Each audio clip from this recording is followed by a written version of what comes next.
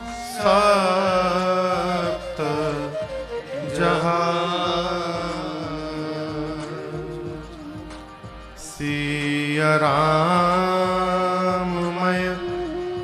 सब जग जाने करहूं प्रणाम जो जोग पानी।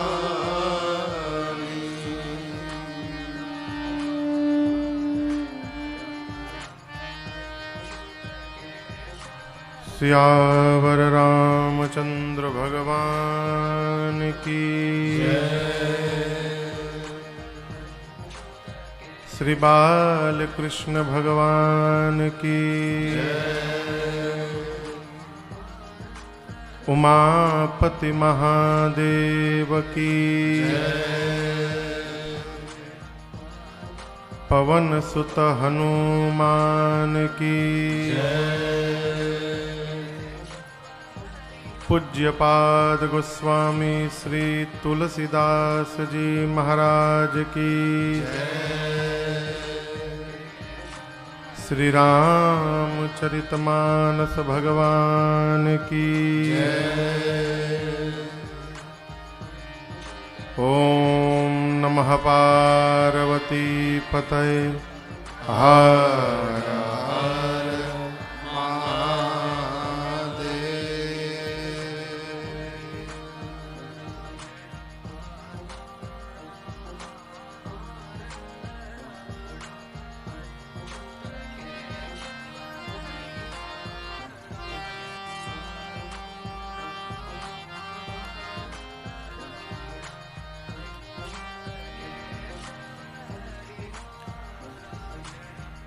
अनंतानंत कोटि ब्रह्मांड नायक अकारण करुणावरुणालय परात्पर ब्रह्म भगवान श्री राघवेंद्र सरकार के चरणों में बारंबार वंदन। भूतनाथ भगवान शिव माँ भवानी एवं श्री हनुमान जी महाराज के श्री चरणों में साष्टांग दंडवत। कली पावना अवतार प्रातः स्मरणीय परम पूज्यपाद गोस्वामी श्री तुलसीदास जी महाराज के श्री चरणों में बारंबार वंदन। बिहार नालंदा में स्थित इसुआ ग्राम के इस परम पुनीत धराधाम पर चल रही इस 9 दिवसीय श्री राम कथा महोत्सव के हम और आप आज 7वें सत्र में अष्टम है ना, यादें नहीं रहते है 7 दिन हुआ कि 8 दिन हुआ। आज 8वें सत्र में हम और आप सभी लोग उपस्थित हैं। इस पूरे आयोजन के केंद्र में जिन पर भगवान की अहेतुकी कृपा करुणा भई परम आदरणीय श्रीमान विजय कुमार पांडे जी एवं बड़े भैया श्रीमान नवल किशोर पांडे जी, थोड़ा ताली बजा दीजिए।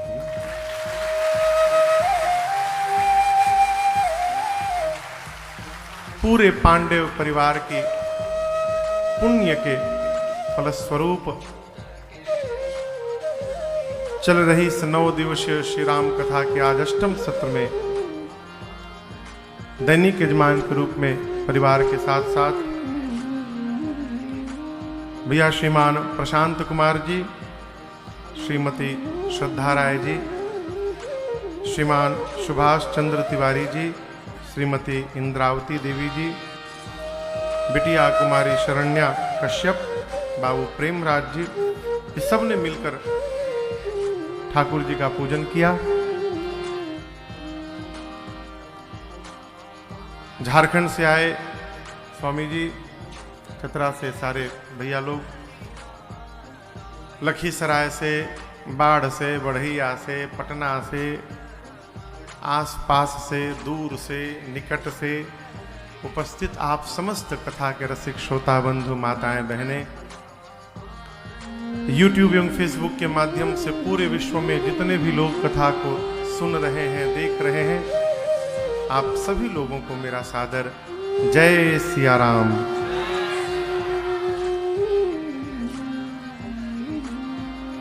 कल सप्तम सत्र में एक कथा कहां पर हम और आप विराम किए थे?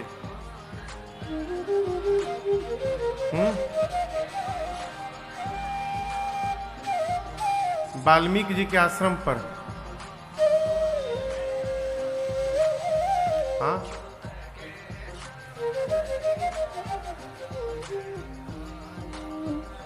हाँ, भरत जी कहाँ पहुंचे हैं? वाल्मीकि जी के आगे बहुत कथा बढ़ गई थी। भैया कहीं चले गए होंगे, आप ध्यान नहीं हुआगा। भरत जी पूरे समाज के साथ, अरे भरत चले चित्रकूट हो रामा, राम को मनाने। भरत चले चित्रकूट हो रामा, राम को मनाने। राम को मनाने भैया, राम को मनाने। राम को मनाने भैया, राम को मनाने। भरत चले चित्रकूट हो रामा, राम को मनाने। भरत चले चित्रकूट हो रामा, राम को मनाने। बनसिया राम समुझि मन माही, बनसिया राम समुझि मन माही। सानुज भरत पया देहि जाहि, सानुज भरत पया देहि जाहि। संग साधक सिद्ध सयाने हो रामा, राम को मनाने। साधक सिद्ध सयाने हो रामा, राम को मनाने। भरत चले चित्रकूट हो रामा, राम को मनाने।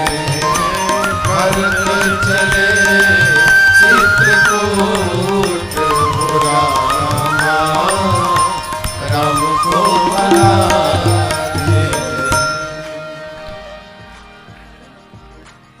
भरत जी पूरे समाज को लेकर अयोध्या से चित्रकूट की ओर बढ़े। क्यों? इसका कारण समझिएगा।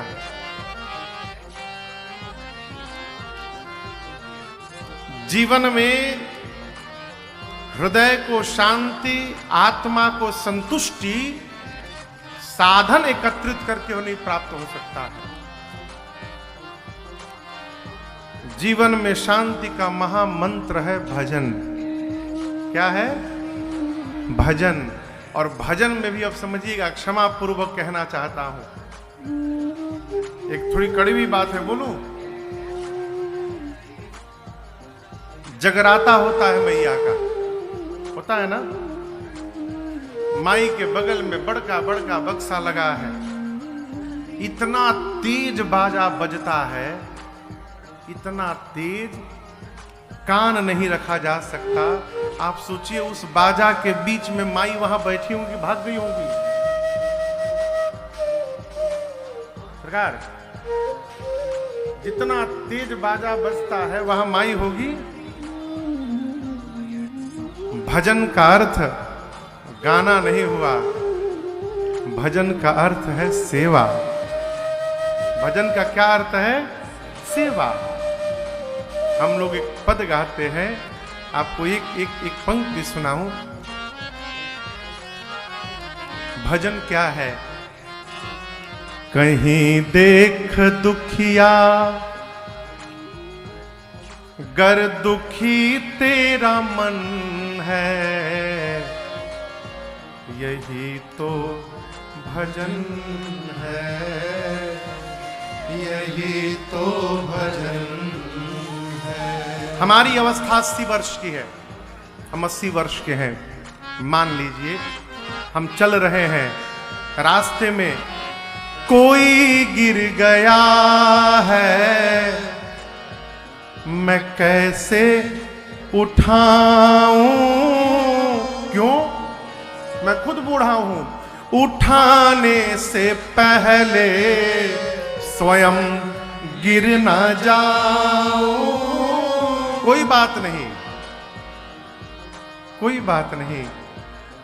वो रोता है और यदि तेरे मन में रुदन है, यही तो भजन है, यही तो भजन है। किसी की पीड़ा को अनुभव कर लेना, ये जीवन का भजन है।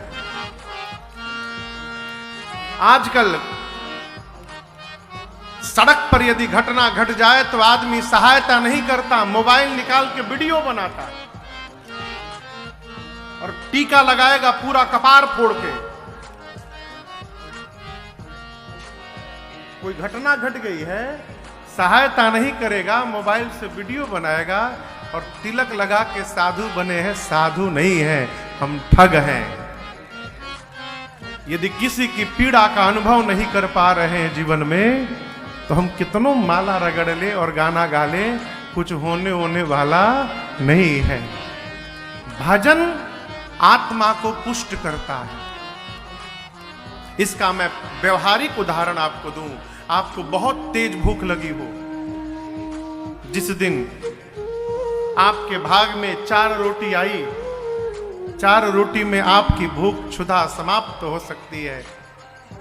उस दिन उस 4 में से 2 रोटी किसी दूसरे भूखे को खिला दीजिए और 2 रोटी अपने खाइएगा। 4 रोटी खाने के बाद जो हृदय को शांति नहीं मिलेगी, वो 2 रोटी दूसरे को खिला करके प्राप्त हो जाएगी। इसको करके देखिएगा, ये भजन है। भगवान का भजन का अर्थ समझिए। राम जी का भजन करना है, इसका अर्थ समझिए। राम जी किसके लिए धरती पर अवतार लिए हैं? विप्रधेनु सुर संत हित लीन मनुज अवतार। ब्राह्मणों के लिए, गौ माताओं के लिए, धरती मैया के लिए, देवताओं के लिए, संतों के लिए। अब समझिएगा, कई लोग कहेंगे कि महाराज गोस्वामी तो जी तो जातिवाद से बंधे हुए हैं, ब्राह्मण बोल दिए। गोस्वामी जी संत भी बोले हैं। विप्रधेनु सुर संत हित, और संत की कोई जाति नहीं होती, संत का कोई स्वरूप नहीं होता। इस बात को याद रखिएगा। राजन का सफेद कपड़ा पहन लिए हैं, तिलक लगाए हैं तो संत हैं। हम ठग भी हो सकते हैं। 200 रुपया मीटर कपड़ा मिलत है, आप भी खरीदिए, बढ़िया चोंगा बनवा लीजिए। 4 महीना बाल न कटवाइए, खूब बढ़िया चकाचक चुटिया भी हो जाएगी। पीला वाला खरीदिए, लाल वाला खरीदिए, खूब बढ़िया लगाइए, समाज में निकलिए। संत तो ही बन ही गए हैं। क्या तिलक लगा लेने से, कपड़ा पहन लेने से संत हो जाएंगे? कदापि नहीं। यदि हमारे विचार में, हमारे आचार में, हमारे व्यवहार में संतत्व नहीं उतर रहा है, तो ये स्वरूप बनाने से कुछ होने वाला नहीं है।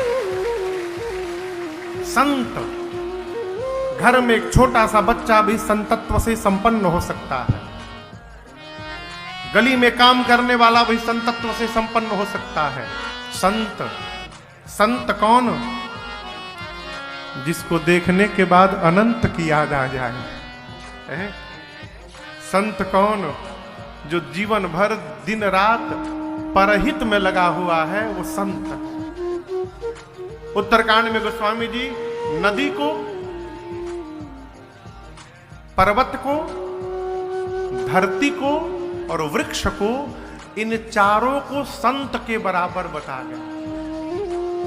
श्री गरुण जी महाराज काकभूषुंडी जी से कहते हैं उत्तरकांड में, संत, बिटप, सरिता, गिरी, धरणी, इन पांचों का काम परहित हेतु सबन्ही कह कर। इन पांचों का जीवन परहित में लगा है, और जो परहित में लगा हुआ है वो संत है। भगवान किसके लिए आए? ब्राह्मणों के लिए। विप्र, धेनु, सुर, संत, हित, लीन मनुज अवतार, इनकी सेवा के हित के लिए भगवान आए। इनकी सेवा करना ये भगवान की सेवा के बराबर है। भरत जी से सबने कहा कि राज सत्ता स्वीकार करिए। यहां पर एक निवेदन मैं कहूंगा आपसे, जीवन में यदि पात्रता न हो और अधिकार प्राप्त हो रहा हो, तो बिना पात्रता का प्राप्त अधिकार जीवन को समाप्त करने के लिए पर्याप्त होता है। यदि पात्रता नहीं है और अधिकार प्राप्त हो गया, तो वो अधिकार ही हमको समाप्त कर देगा। इसलिए पात्रता का निर्माण किया जाए। पात्रता होगी, धारिता होगी, तो अधिकार के पीछे नहीं दौड़ना पड़ेगा, अधिकार हमारे पीछे दौड़ना प्रारंभ करेगा। पात्रता होगी तो। समाज हमको क्या कह रहा है, ये समाज का चिंतन है। हम क्या हैं, इसका आकलन हमको स्वयं को करना चाहिए। ये तो समाज तो साहब ऐसे लोग हैं ना, इतना झूठी प्रशंसा कर देंगे आपको। एक हमारे परिचित हैं, वो जब भी आते थे तो उनके साथ गाड़ी में 4-5 लोग साथ में घूमते थे हमेशा। अच्छा, उन 4-5 आदमी का कोई काम नहीं, कोई काम नहीं, केवल साथ में घूमो, फ्री में पाओ, और उनके हर बात में वाह वाह वाह, एकदम सही, एकदम सही, यही बोलना काम। तो एक दिन हमने पूज्य महाराज श्री से पूछा कि सरकार, वो भैया आते हैं तो उनके पीछे ये 4-5 लोग हमेशा क्यों घूमते हैं? हमेशा जहां देखो वही रहते हैं।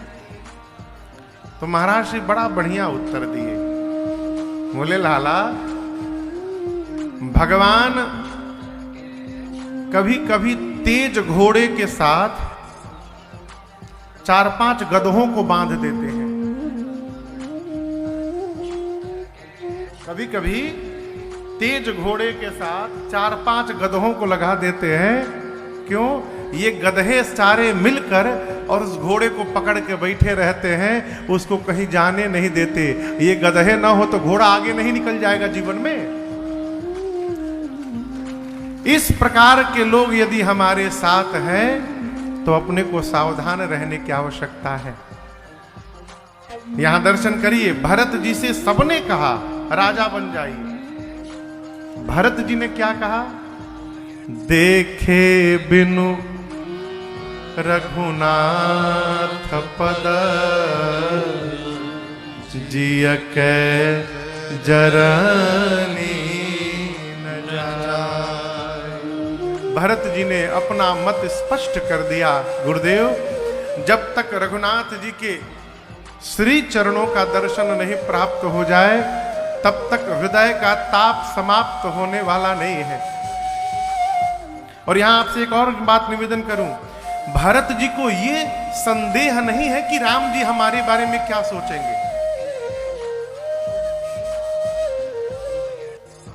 ये संदेह नहीं है। भरत जी तो कहते हैं, यद्यपि मैं अनभल अपराधी, मेरे कारण सारा अपराध हुआ है, उसके बाद भी यदि मैं पहुंच गया सामने, आपन जानी न त्यागी हहीं, मोहि रघुबीर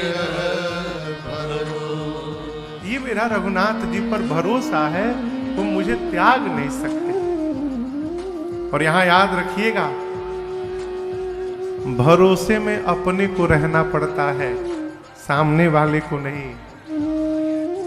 जब अपने भरोसे में कमी हो जाए तब लगता है कि सामने वाला हमारे पे भरोसा नहीं करता। सामने वाला करे चाहे न करे, आप भरोसे में रहिए। और इसी भरोसे के साथ भरत जी पूरे समाज को लेकर अयोध्या से चले। चौथे दिन भरत भैया श्रृंगवीरपुर पहुंचे हैं। आपको कल निवेदन किया मैंने सूक्ष्म में। रात्रि में निषाद राज गुह के साथ बैठे हैं और भरत जी अपने को इतना कोस रहे हैं, मैं धीगा आघा उदधि अभाई। धिक्कार है मेरे पर, मैं पाप का समुद्र बन गया हूं। मेरे कारण मेरे घर में उत्पात हुआ है। ब्रह्मा ने, विधाता ने रघुवंश का कलंक बनाकर इस भरत को जन्म दिया है। भरत जी केवल अपने को बोलने लगे और जब भरत जी बहुत बोलने लगे तो निषाद जी ने उनको बीच में रोका और कहा, भरत जी आप जो कह रहे हैं वो सत्य नहीं है।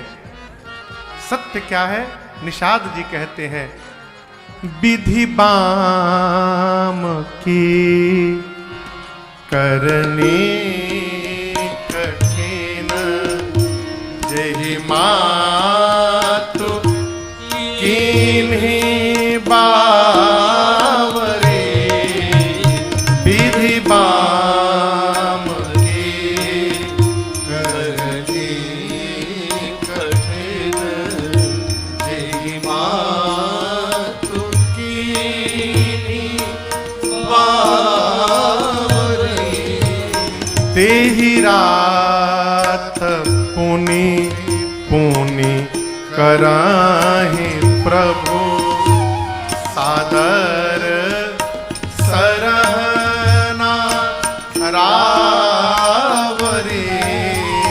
तेहि रात पुनि पुनि कराहि प्रभु, सादर सरहना रावरी।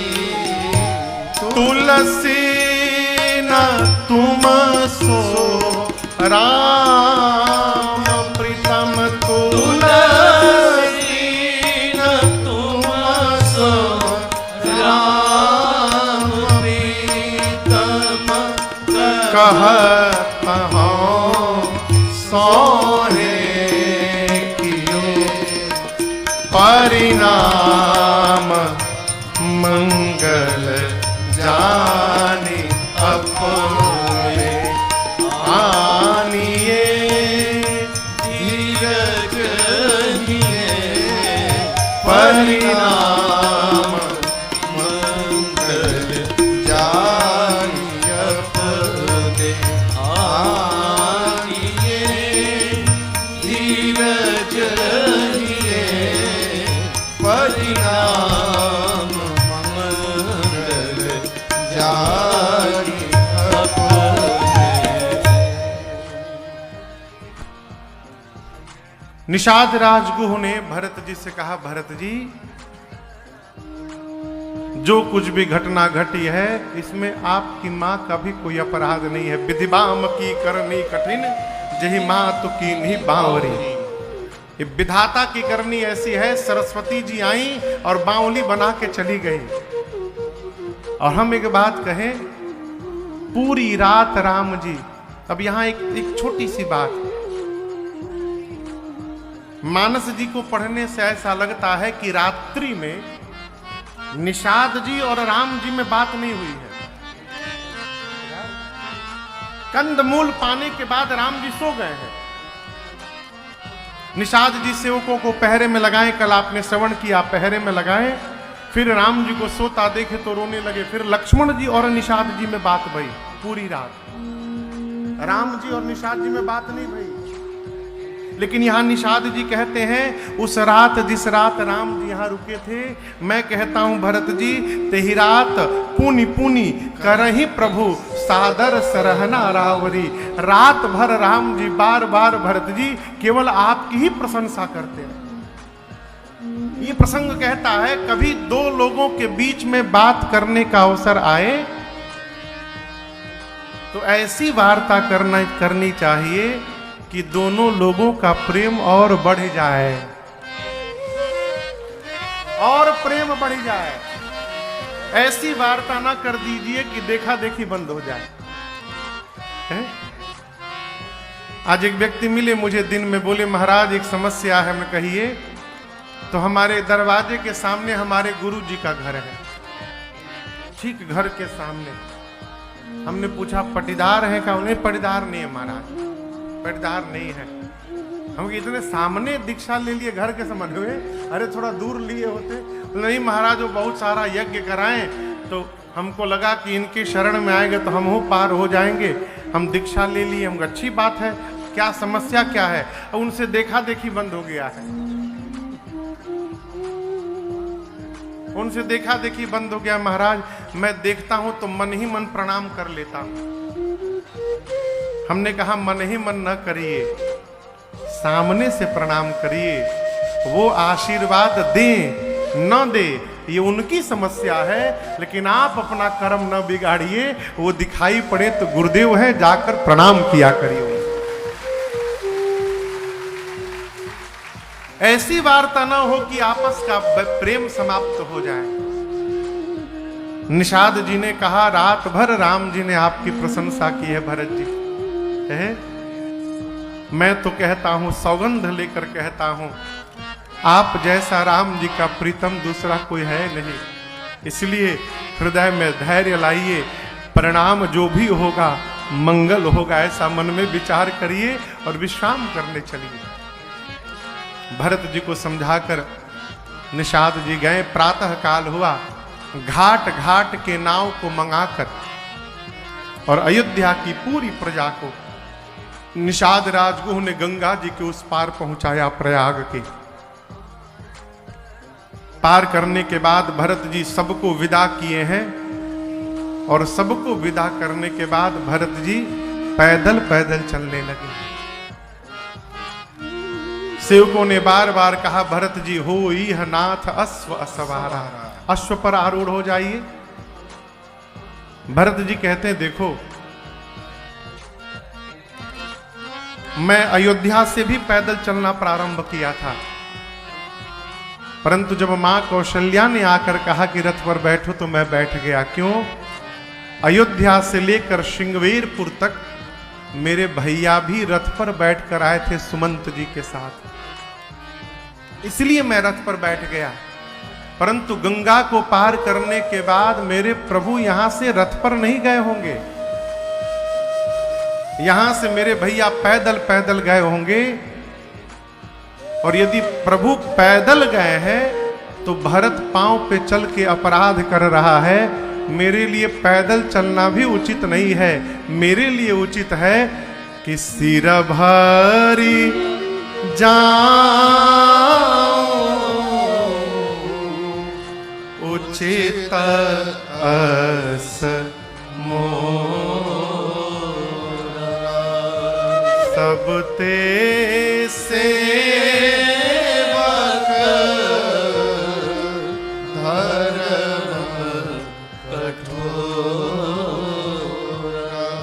भरत जी कहते हैं मैं सिर पे चल के जाऊं। ये प्रसंग कहता है देखिए जो अंतर भगवान ने बनाया है, प्रयास करना चाहिए कि वो अंतर दिखाई पड़े। आप समझ रहे हैं? गुरु और शिष्य एक साथ यदि यात्रा कर रहे हो तो वो अंतर दिखाई पड़ना चाहिए कि कौन गुरु हो सकता है और कौन शिष्य हो सकता है। ऐसी कोई अपने व्यवहार में सामग्री को उपस्थित न किया जाए अथवा ऐसा कोई व्यवहार न किया जाए जिससे हमारे स्वामी के साथ तुलना प्रारंभ हो जाए। वो अंतर दिखाई पड़ना चाहिए। बाबूजी, पिताजी घर में है, हम अनुशासन में रहेंगे। पिताजी घर के बाहर गए, हम प्रारंभ हो गए, ये कोई जीवन थोड़ी है। जीवन तो ये है माई बाप जो अनुपस्थिति को भी उपस्थिति मानकर और आत्म संस्कार में जी रहा है, ये श्रेष्ठतम जीवन का लक्षण है तो हम सीधे हैं, नहीं है तो टेढ़े हो जाएंगे, ये नहीं जीवन है।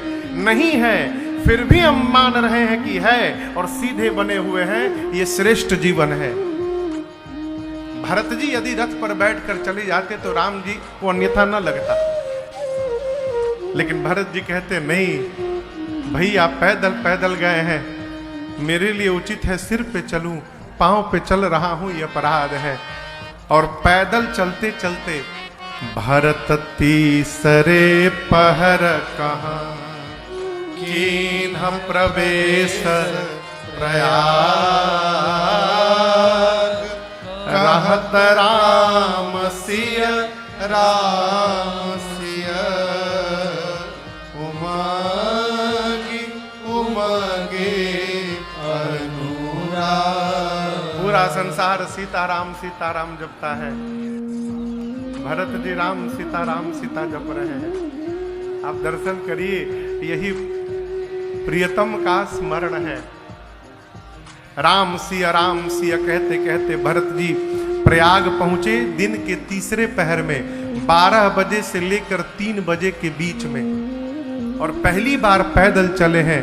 हुआ क्या, पांव में झलका झलकत पायन कैसे, झलका झलकत पायन कैसे, पंकज कोश ओश कण जैसे, पंकज कोश ओस कण जैसे, भरत पया देहि आए आजू, भरत पया देहि आए आजू, भयउ दुखित सुनी सकल समाजो, भयउखित सुनी सकल समाजो, खबर लीन सब लोग नहाए, खबर लीन सब लोग नहाए, कीन्ह प्रणाम त्रिवेणी आए, कीन्ह प्रणाम त्रिवेणी आए, कीन्ह प्रणाम त्रिवेणी आए, कीन्ह प्रणाम त्रिवेणी